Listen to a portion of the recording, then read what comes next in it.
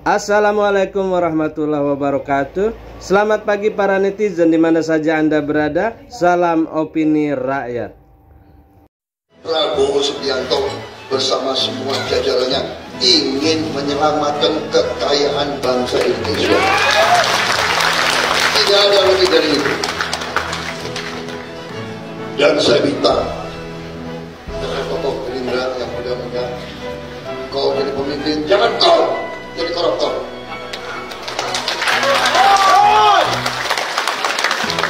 Jangan kau khianati bangsa ini. Jangan kau khianati pejuang-pejuang kita. Kau saya kejar kamu di mana? Kalau kau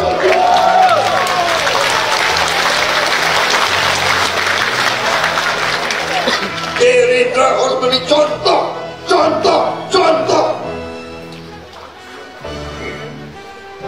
Kita mau hilangkan korupsi, jangan kita jadi koruptor. Hai, kau yang jadi gubernur nanti, hai kau jadi bupati yang baik. Sudah sampaikan kepada semua partai yang mau bergabung dalam koalisi saya terang-terangan saya katakan. Semua ketua umum, semua perwakilan saya katakan, saudara-saudara, jangan menugaskan menteri-menteri yang saudara tunjuk di pemerintah yang akan saya pimpin, jangan saudara tugaskan untuk cari uang dari APBN, APBD. Zamannya sekarang susah. Ini zaman digital, ini zaman teknologi, ini zaman pengamatan sangat cepat. Jangan coba-coba. Tapi kita mengakui, kita dengan cara yang halal, dengan cara yang baik, kita mengerti setiap institusi, setiap organisasi, setiap partai politik pasti perlu uang, pasti perlu sumber daya. Ini terbuka saja kita. Mari kita kelola kekayaan kita sehingga kita bisa mendukung semua institusi dengan baik. Terang-terangan. Begitu kau mencium saya berada di jalan yang tidak benar, silakan tidak percaya. Hidup saya, sumpah saya ingin mati di atas kebenaran. Saya ingin mati membela rakyat saya. Saya ingin mati membela orang miskin. Saya ingin mati membela kehormatan bangsa Indonesia. Saya tidak ragu-ragu. Saya tetap semangat untuk mengkritik terus-menerus sampai kemudian saya salah, Prabowo yang benar. Itu yang saya harapkan.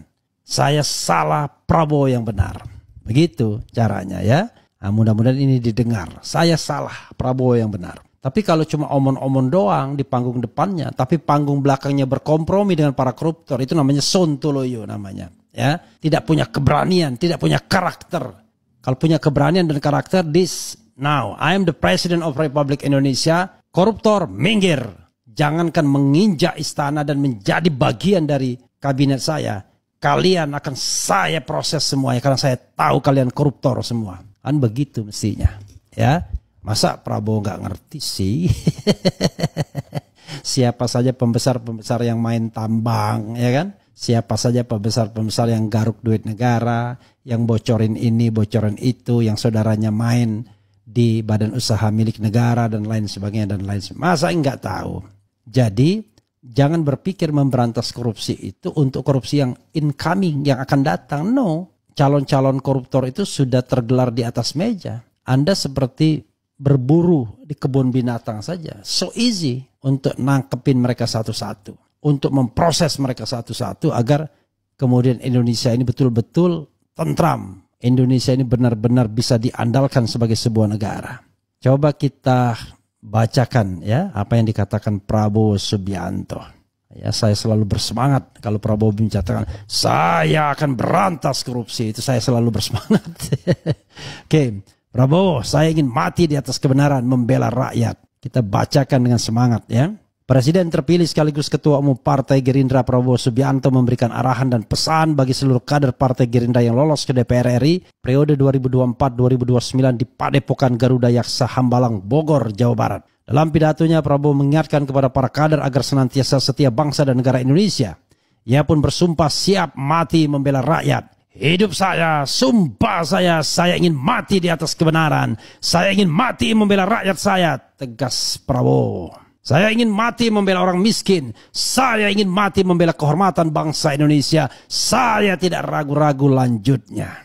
Di pembekalan pendidikan dan pelatihan diklat yang berlangsung selama 2 hari terkhusus untuk para anggota DPR RI terpilih periode 2024-2029 dari Partai Gerindra ini, Prabowo pun mengingatkan kemuliaan berbakti untuk negara dan bangsa.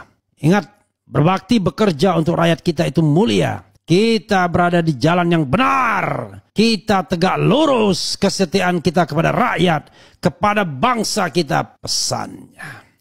Dari 18 partai politik peserta pemilu 2024, KPU menetapkan 8 diantaranya memenuhi ambang batas parlemen atau parliamentary threshold sebesar 4%. Dari hasil rekapitulasi, Gerindra mendapatkan 86 kursi di DPR. Dari 78 ke 86, jadi tambah 8 kursi saudara sekalian. Tidak lebih baik dari penambahan yang diperoleh oleh Golkar terutama, termasuk juga oleh partai-partai yang didukung Anies Baswedan. Ini memunculkan paradoks. Kok bisa Prabowo berpesta dengan suaranya, partainya enggak?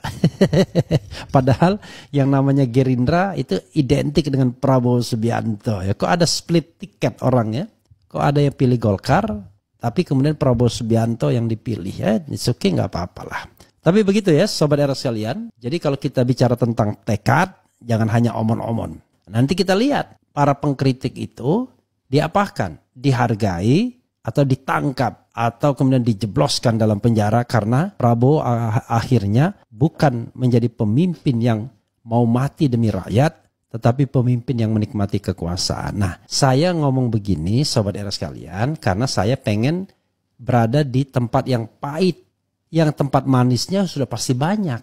Udah pasti banyak orang yang bertepuk tangan mengatakan Prabowo nasionalisme sejati, Prabowo hebat, Prabowo ini itu, sambil berharap mudah-mudahan saya jadi menteri, mudah-mudahan saya jadi dirjen, mudah-mudahan saya jadi sekjen, mudah-mudahan saya jadi komut atau komisaris BUMN, mudah-mudahan bisnis saya lancar, mudah-mudahan ini dan itu.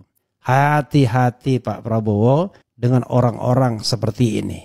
Inilah perusak bangsa. Jadi perusak bangsa itu bukan orang yang mengkritik kekuasaan, tapi orang yang berada dalam lingkar kekuasaan, menikmati kekuasaan, mencari rente dari kekuasaan, menggaruk uang negara, menggaruk kekayaan negara, membuat bisnis di dalam istana, menjadikan istana sebagai pusat negosiasi, ya, itu yang terjadi. Jadi sekali lagi, jangan risau dengan orang seperti saya.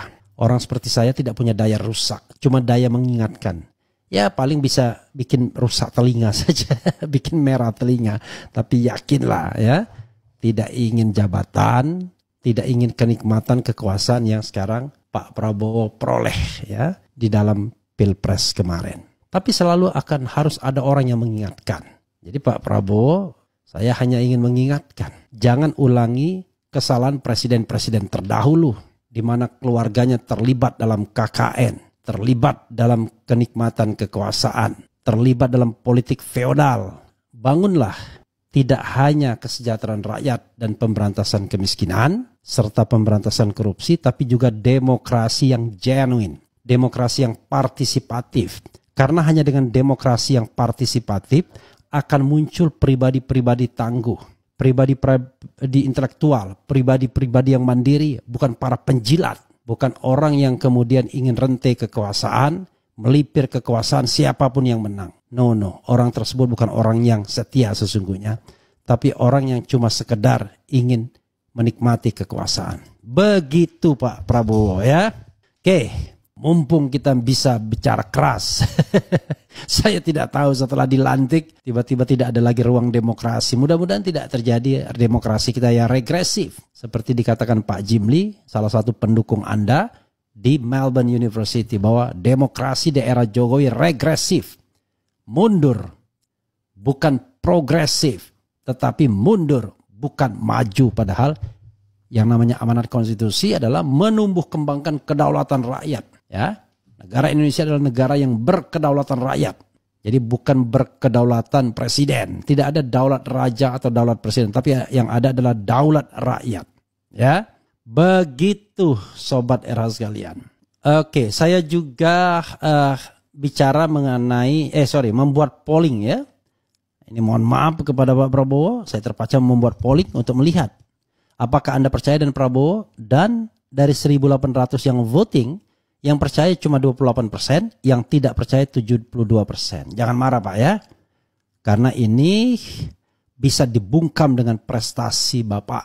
Akan terbungkam mereka yang tidak percaya itu. Oke, lihat saja nanti menteri-menterinya siapa saja. Kalau masih ada Erlangga dan Bahlil, ya sama aja bohong deh. Saya tunggu cuma bacain ya.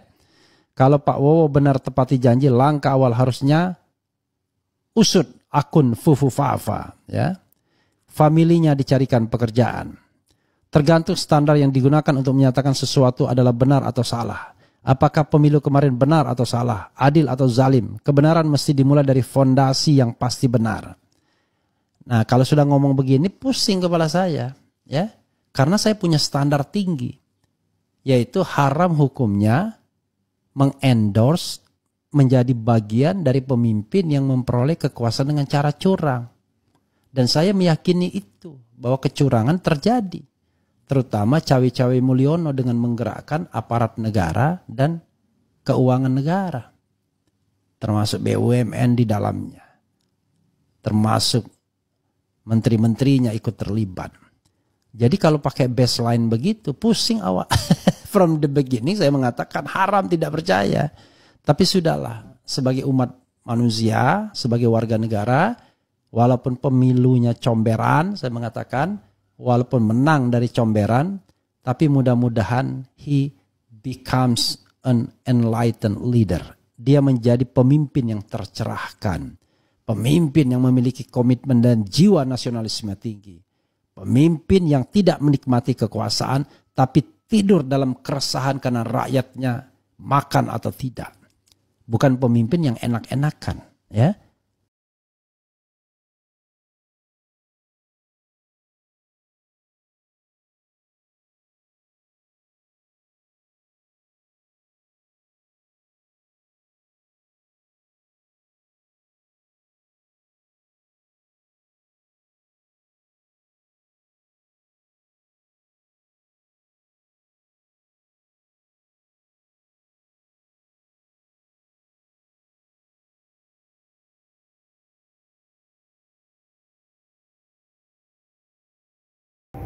Sobat netizen, apa pendapat Anda? Silahkan ditulis di kolom komentar.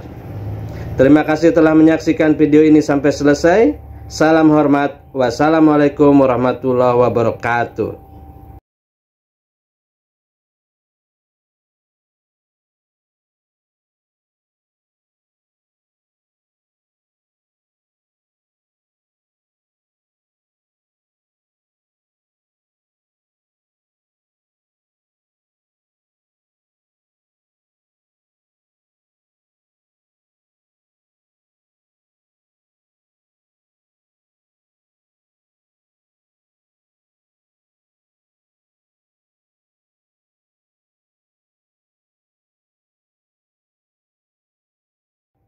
Sobat netizen, apa pendapat Anda? Silahkan ditulis di kolom komentar.